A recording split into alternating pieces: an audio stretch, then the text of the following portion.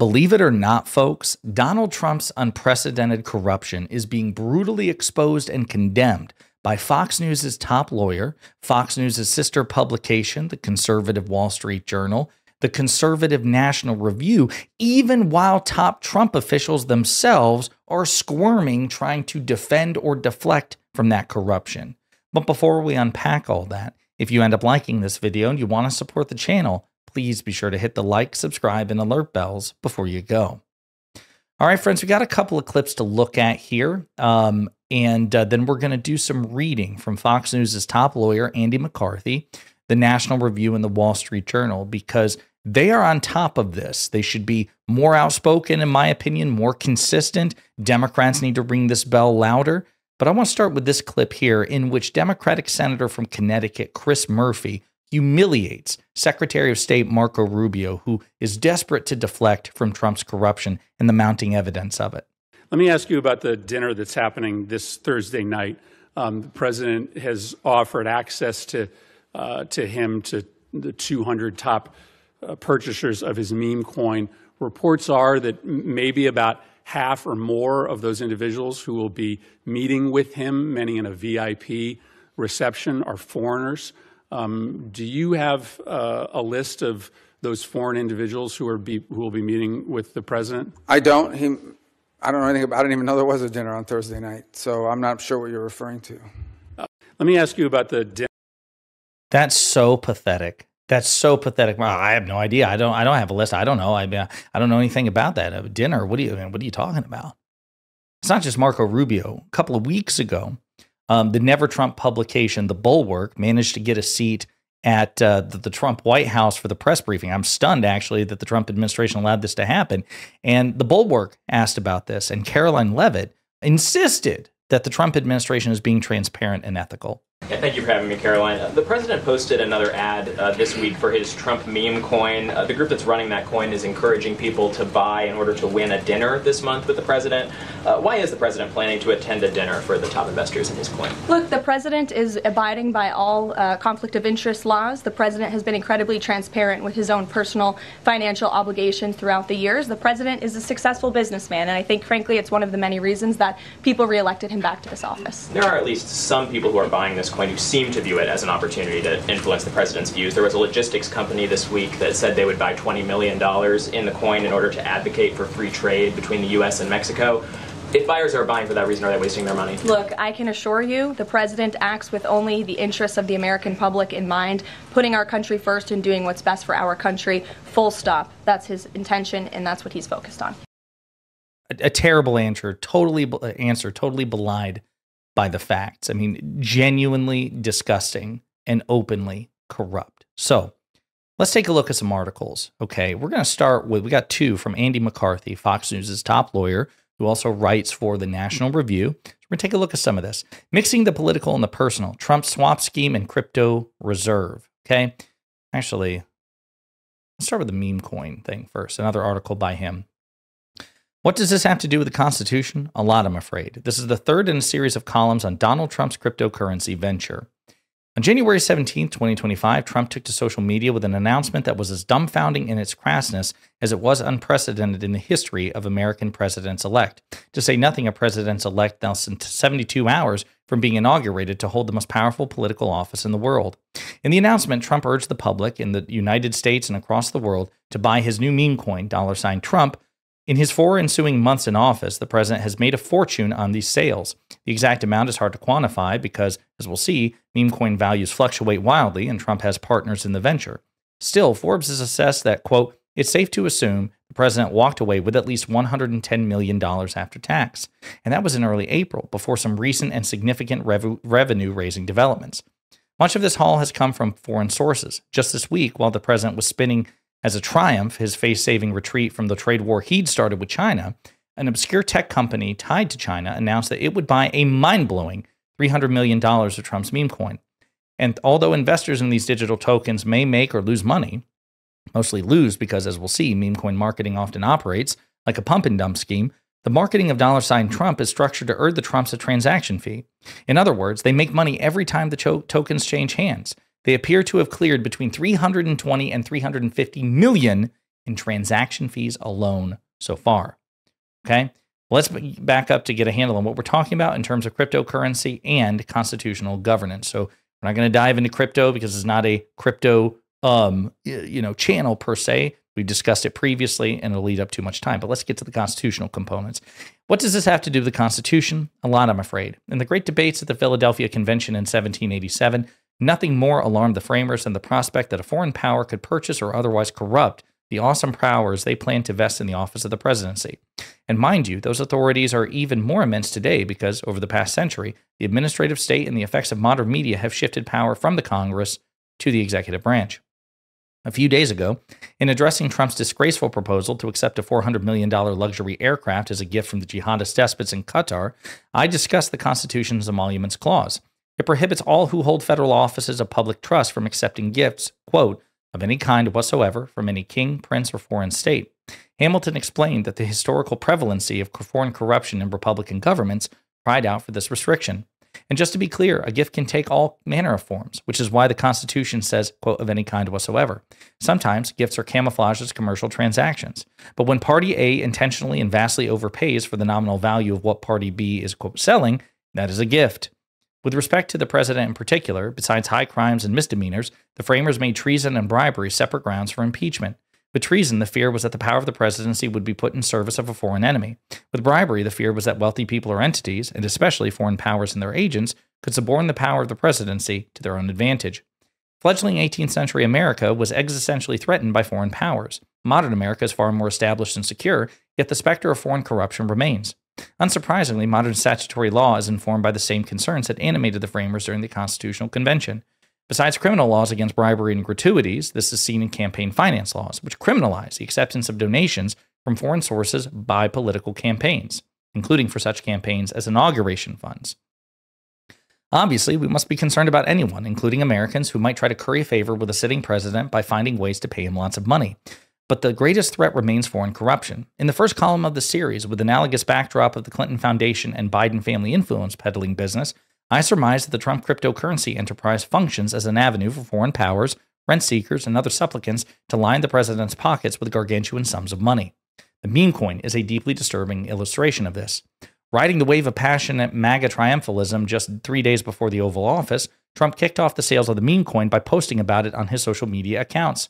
He described $Trump as my new official Trump meme and encouraged followers to join, quote, my very special Trump community by acquiring, at gettrumpmemes.com, the token that, quote, celebrates everything we stand for, winning.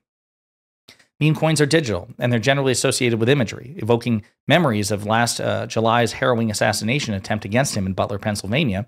Trump's $Trump coin depicted Trump raising his fist in defiance, with the summons to fight, fight, fight superimposed right above Trump's singular signature. Trump is an obsessive social media user. He follows a pattern. Most of his posts first appear on his Truth Social platform, which just has 2 million active users. It's comparatively tiny as a social media platform goes, but Trump is financially invested in the success of Truth Social, and if he didn't post there, it would vanish, and with it, $2.6 billion of Trump's net worth. A bit later, generally within 6 hours, Trump's Truth Social posts are reproduced on X, formerly Twitter, whose user base, at well over 600 million and close to 300 million daily users, is orders of magnitude larger. Okay? Let's see. And it goes on to basically the rollout on social media that Trump did. The Trump meme coin is separate from World Liberty Financial, the main Trump cryptocurrency enterprise we've been discussing. Instead, $Trump is the brainchild of Trump's longtime friend and business partner, Bill Zenker, the co-author of the now president's 2007 book, Think Big and Kick Ass in Business and in Life. For his part, Trump started the two companies denominated CIC, which sure sounds like his shorthand for commander-in-chief, a vital constitutional responsibility that is coming to resemble a private corporate asset. Again, it goes on like this. We're going to keep going because these are long articles by Andy McCarthy, and it goes into the vivid details of the corrupt and foreign entanglements. Then it talks about the dinner. It would look like this. The top 220 holders of $Trump would be invited to a dinner with the president at his golf club in Virginia. The top 25 would gain access to a Trump private VIP reception with Trump and unambiguously putting the presidency in service of this enterprise. These heaviest investors would also get a special White House tour. Finally, the top 4 Trump holders would receive the magnificent Trump Tour Billion watch, of which there are only 147, with Trump himself owning watch number 1. The contest would work like an auction. There would be a leaderboard. As purchasers accumulated $ Trump, they would see their user accounts rise in the standings, a gimmick to prompt bidding wars that would inflate the price. The contest ignited a frenzy of buying, added billions of dollars on paper to the overall value of $ Trump controlled by the president and his partners. This generated about $1.3 million in transaction fees. While the meme coin transactions are publicly anonymous, the $ Trump team knows who the big players are. How else could they clear them for a private dinner, for a select few, a White House tour? The contest closed Monday of this week. Between April 23rd announcement and the May 12th close, the winner spent about $148 million to win an invitation to dine with the President of the United States. So, again, it goes on like this. It says, the top holder in the contest appears to be Chinese billionaire Justin Sun. The wallet of the winner is called Sun and is owned by crypto exchange called HTX. He's also one of the biggest investors in Trump's World Liberty Financial venture, having purchased $75 million of its cryptocurrency. At the same time, he's been pushing for the new administration to deep six a fraud case the Securities and Exchange Commission brought against him during the Biden administration. The Trump SEC has convinced a judge to pause proceedings in the case. Seems like corruption. And so again, he keeps going on like this. So, to put it starkly, an obscure company with no apparent revenue-generating operations, but with a partner accountable to the Chinese government, has obtained $300 million from an unidentified source and has decided to pay it to the President of the United States, ostensibly by investing, through the President's partners, in digital tokens that have declined sharply in value and may, in the foreseeable future, be worthless. Not quite what the framers had in mind. We're going to look at another article by him, but I also want to jump ship to, that was a Fox News lawyer, their top lawyer, Andy McCarthy. How about the Wall Street Journal editorial board, which is a sister publication of Fox News? Disclose the Trump crypto dinner guests. Trump likes to blur the lines between personal business and public office, but he'd help himself by calling off his Thursday gala with the top 220 holders of his meme coin. If he won't do that, he could at least disclose his crypto contest winners so Americans know who might be trying to buy access to Trump. Days before his inauguration, Trump launched the $ meme coin, whose purported purpose was to celebrate everything we stand for, winning. Sure, it happened that the coin could also enrich the Trump family. The fine print disclosed that the Trump organization and affiliates held 80% of the coin tokens and therefore stood to benefit from any price appreciation. A share of each trade is also routed to crypto wallets linked to the coin's creators, so more trading generates more revenue for Trump businesses. Last month, Trump set off a flurry of trading by announcing a dinner at his golf club outside Washington, D.C. on May 22nd for the top 220 holders and an ultra-exclusive private VIP reception with the top 25. And again, it goes on to explain, like Andy McCarthy says, the leaderboard situation. This suggests that most of the top buyers are foreigners. Might they be seeking a seat at Trump's table to influence U.S. policy, especially in foreign affairs? Trump claims he's not doing anything wrong by holding the dinner. But even if he's not violating any laws, the contest creates risk of ethical conflicts. If the winner is as above board as Trump says, why not reveal the names of the winners? Some of their identities are bound to come out anyways. The press, Democratic attorneys general, and members of Congress are going to investigate. Trump lambasted President Biden over Hunter Biden's artwork sales to secret buyers and pledged his administration would be, quote, the most transparent in history. One way to fulfill that promise is to be transparent about his crypto investors. And again, this is just objectively far worse than what Donald Trump used to say about the, Biden family. Just orders of magnitude worse. So let's go back to Andy McCarthy, the Fox News lawyer. The conflicts of interest can't be ignored. Earlier in this series, I illustrated that once Trump was elected last November, investments in his cryptocurrency enterprise, World Liberty Financial, zoomed to astronomical heights, from just $2.7 million shortly before the election to $367 million today. Its main cryptocurrency token, which functions analogously to stock, is $WLFI. On October 15th, during the tense and final days of the 2024 presidential election, Trump took time out to announce that the tokens were now available for sale, using his X/Twitter account with its now 105 million followers. It appears that the offer has been viewed over 17 million times, and X is not the only platform from which it was hyped. Nothing better attests to the investors' conceit that enriching Donald Trump personally will yield favorable exercises of government power. The amount of money exceeded even the expectations of Trump's most enthusiastic WLF partners, who said they were hoping to come in at around $300 million when the company was rolled out in September. And who are the partners? It's a motley crew. Trump's elder sons, John Jr. and Eric, have become players and high-profile cheerleaders in the crypto space. For the World Liberty Financial Project, their day-to-day tenders are Zachary Folkman and Chase Harrow. And then it goes on to discuss more details about World Liberty Financial. Okay. And again, definitely worth your time to read it and the implications of the involvement of Don Jr. and Eric. Okay. Let's get to the conclusion. All right. That said, the facts remain that when Eric Trump publicly recommended Ether, it had the effect of bolstering his company's big position, which had significantly declined in value from about $3,250 at the start of the year to $2,880. And with Eric having been very publicly about how his father's presidency would be a boon for cryptocurrencies, his assurance that investors would thank me later for stocking up on Ether, coming just out a month before Trump touted Ether as part of the new National Crypto Reserve, is just the sort of pattern that rivets the attention of regulators.